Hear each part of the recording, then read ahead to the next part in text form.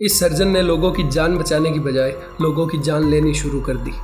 Film की शुरुआत में एक पुलिस वाला अपने साथी को हॉस्पिटल लेकर जा रहा है।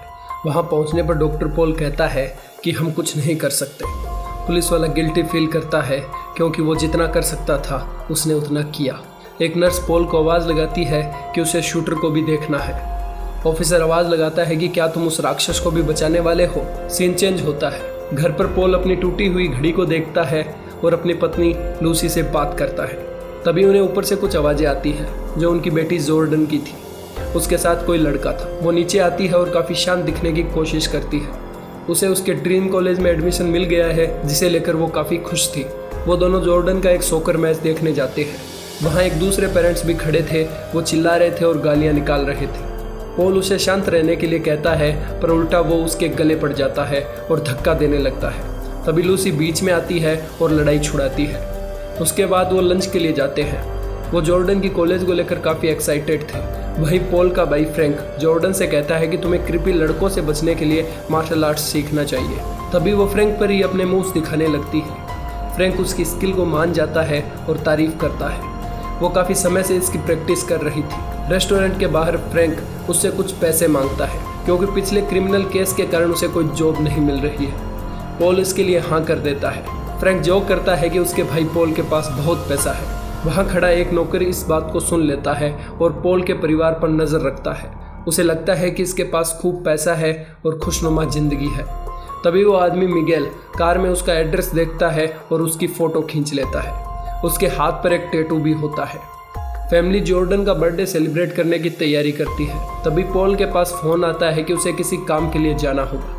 दोनों शॉपिंग करने जाती है और घर आने पर लूसी कहती है कि वो घर पर ही केक बनाएंगे और सेलिब्रेट करेंगे। इसके लिए उसे अपना आईपैड चाहिए। जॉर्डन उसे लेने जाती है पर वो अपनी जगह नहीं था। तभी लूसी देखती है कि उनकी एक खिड़की खुली पड़ी है। उसका शक यकीन में बदल जाता है जब उसे फ्लोर पर गंदे फुट स्टेप दिखाई देते हैं। तभी जॉर्डन के चिल्लाने की आवाज़ आती है। 3 आदमी घर में घुस आए थे। उसका लीडर नॉक्स लूसी को तिजोरी की तरफ ले जाता है। वहीं जॉर्डन के पास जॉय और फिश होते हैं। लूसी को प्रेशर में तिजोरी खोलने में दिक्कत आ रही थी। वहीं जॉर्डन के साथ फिश काफ़ी क्रिपी हो रहा था। उसका पार्टनर उसे ये सब करने से मना करता है जिससे वो दोनों आपस में बहस करने लगते हैं। जॉर्डन सिचुएशन देखती है और उन पर चाकू से हमला कर देती है। लूसी वहाँ से भागती है और गर्म पानी फिश के ऊपर फेंक देती है। तीसरा आदमी उनके ऊपर फायर कर देता है। हॉस्पिटल में पॉल को 2 नए केस के बारे में पता चलता है। वो जाकर देखता है तो उसे रोक लिया जाता है पर वो जैसे तैसे अंदर जाता है तो देखता है कि लूसी नहीं बची थी और जॉर्डन कोमा में थी। पॉल 2 डिटेक्टिव से मिलता है, केविन रेंस और लियोनोरा जैक्सन, जो कि लूसी के मर्डर पर इन्वेस्टिगेशन करने वाले थे। पॉल अपने परिवार के साथ लूसी का फ्यूनरल अटेंड करता है। उसके बाद पॉल लूसी के डैड के साथ गाड़ी में जाता है।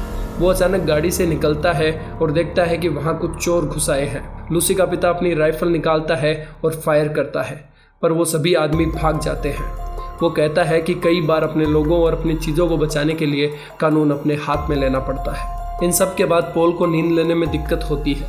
वो थेरेपी के लिए जाता है जहाँ एक औरत इससे बाहर आने में उसकी मदद करती है और अच्छी नींद के लिए कुछ टिप्स देती है। पर यह सब उसके कुछ काम नहीं आता। उसकी बीवी मर चुकी है और उसकी बेटी कोमा में है। उसे लगता है कि वो लाइफ में फेल हो चुका है। वो अपने परिवार को प्रोटेक्ट नहीं कर सका जब उन्हें उसकी सबसे ज़्यादा ज़रूरत थी। पॉल पुलिस डिपार्टमेंट में अपने केस के बारे में पूछता है। केविन वहीं पानी पी रहा होता है। वो उसे बिना अपॉइंटमेंट के मिलता है। महीने हो गए पर उन्हें इसके बारे में कोई सुराग नहीं मिला। केविन कहता है कि ये केस काफ़ी अलग है जो कि किसी भी गैंग से रिलेटेड नहीं है। केविन उसे भरोसा रखने और इंतज़ार करने के लिए कहता है। इससे पॉल और ज़्यादा लाचार महसूस करने लगता है। रात के समय वो वॉक के लिए जाता है तो देखता है कि 2 गुंडे किसी औरत को परेशान कर रहे हैं। वो बीच में इंटरप्ट करता है। वो उस औरत को छोड़ देते हैं और उसकी ओर बढ़ने लगते हैं। वो उसे मारते हैं और रोड पर ही छोड़कर चले जाते हैं। घर पर बैठे हुए वो एक गन स्टोर का ऐड देखता है और हथियार खरीदने का मन बनाता है। वो एक स्टोर पर जाता है जहां उसे बताया जाता है कि अमेरिका में गन खरीदने का प्रोसेस क्या है। वो वहां लगे सीसीटीवी कैमरा देखता है। वो वहां से गन नहीं खरीदता और चला जाता है। हॉस्पिटल में अगले दिन फिर से एक गन शॉट विक्टिम आता है। तभी वहाँ एक गन गिर जाती है। पॉल उसे बेड के नीचे खिसका देता है। वो उसे बिना किसी की नज़र में आए घर ले आता है और उसे चलाना सीखने लगता है। अब जनाब दिन में तो लोगों की ज़िंदगी बचाते और रात में लोगों की ज़िंदगियाँ छीनने के लिए प्रैक्टिस करते। जब वो जॉर्डन के पास जाता है तो उसकी हालत बहुत ख़राब हो चुकी थी। इलाज के लिए उसे बेड पर बांध दिया गया था। पॉल देखता है कि उसकी बेटी को किसी जानवर की तरह बांध दिया गया है। वो उसे खोलता है और काफ़ी गुस्से में आ जाता है। अब समय बदला लेने का था। पॉल एक हुडी पहनता है और निकल पड़ता है। वह दो शख्स एक आदमी को असॉल्ट करते हैं और उसकी गर्लफ्रेंड को अपनी कार में ले जाने लगते हैं। पॉल उन पर चिल्लाता है, तभी वो सामने से गोलियां चलाने लगते हैं। वो वापस कार पर फायर करता है जिससे वो क्रैश हो जाती है। गन के किक बैक करने के कारण उसके हाथ पर एक कट लग जाता है। वहीं एक लड़की उसकी रिकॉर्डिंग कर रही होती है। उनमें से एक शख्स कार से बाहर निकलता है और लगातार फायर करने लगता है। पॉल परफेक्ट शॉट का वेट करता है और उसे ढेर कर देता है। वो उनके पास आता है और उसे ज़मीन पर लेटा देता है। वो ड्राइवर को देखता है और वहाँ से चला जाता है। डिटेक्टिव उस जगह पहुँचते हैं और उस लड़की से लेकर वीडियो देखते हैं। पॉल घर पर अपना वीडियो देखता है और इसे देख वो थोड़ा खुश हो जाता है। वो कार से अपने काम के लिए निकलता है। रास्ते में रेडियो पर न्यूज़ सुनता है तो वो लोग उसे किसी हीरो से कंपेयर कर रहे थे। पॉल हॉस्पिटल पहुँचता है तो वहाँ एक लड़के के पैर में गोली लगी थी। वो बताता है कि ये सब आइसक्रीम मैन ने उसके साथ किया क्योंकि वो आइसक्रीम बेचना नहीं चाहता था। पॉल लड़के का एड्रेस देखता है और कहता है कि सब कुछ ठीक हो जाएगा। अब पॉल निकल पड़ता है अपने काम के लिए। पॉल उस स्ट्रीट का पता करता है और आइसक्रीम मैन को ढूंढने निकल पड़ता है। वो उन्हें कहता है कि मैं तुम्हारा लास्ट कस्टमर हूँ और उन पर ताबड़तोड़ गोलियाँ चलाने लगता है। केविन और उसके पार्टनर क्राइम सीन पर पहुँचते हैं जहाँ वो देखते हैं कि कुछ बच्चे वो सीन रिक्रिएट कर रहे थे। केविन नोटिस करता है कि बच्चा अपने लेफ्ट हैंड से शूट करता है। तभी उसे याद आता है कि वो मिस्ट्री मैन भी लेफ्ट हैंडेड था। अगले दिन फिर से एक गनशॉट विक्टिम हॉस्पिटल आता है। वो मिगेल था। पॉल उसके टैटू से उसे पहचान लेता है। पॉल उसकी जांच कर रहा होता है तभी उसे उसके हाथ में एक घड़ी दिखती है जो कि पॉल की थी। अब पॉल के लिए ये अपनी आग शांत करने का समय था। पॉल मिगेल का फ़ोन लेता है और अनलॉक कर लेता है। इसके अंदर उसे एक फ़ोटो मिलती है जो कि उसके एड्रेस की थी। वो और देखता है तो उससे चुराए गए सभी सामान एक शॉप पर बेचे गए थे।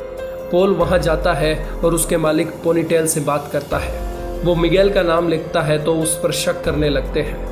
उन्हें उसकी हुडी पर लगा हुआ एक टैग दिखता है। पोनीटेल फिश को मैसेज करता है और डॉक्टर के आने के बारे में बताता है। पॉल उसे कुछ घड़ियों के बारे में पूछता है। वो हाँ कर देता है और झुककर अपनी गल निकालने लगता है। तभी पॉल उस पर अटैक कर देता है और उससे कहता है कि मुझे मेरा सामान दिखाओ।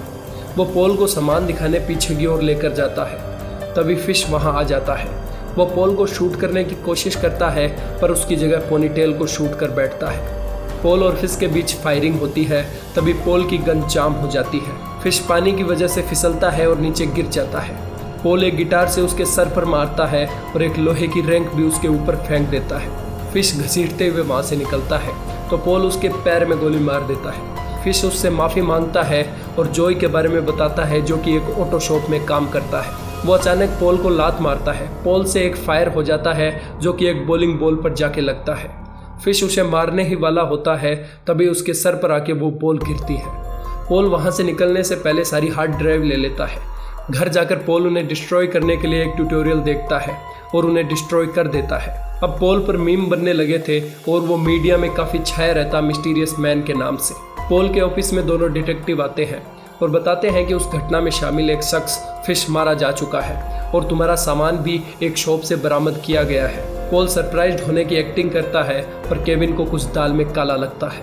पॉल उस गैरेज पहुंचता है जहां जॉय काम करता था। जो रूडली कहता है कि गैरेज बंद हो चुका है। तभी पॉल एक रिंच लेता है और उसकी अमानत पर हमला कर देता है। वो उसे एक कार के नीचे लेटा देता है जो लोहे की 2 रोड पर खड़ी थी। अपने डॉक्टर के एक्सपीरियंस को पॉल अच्छे से काम में लेता है।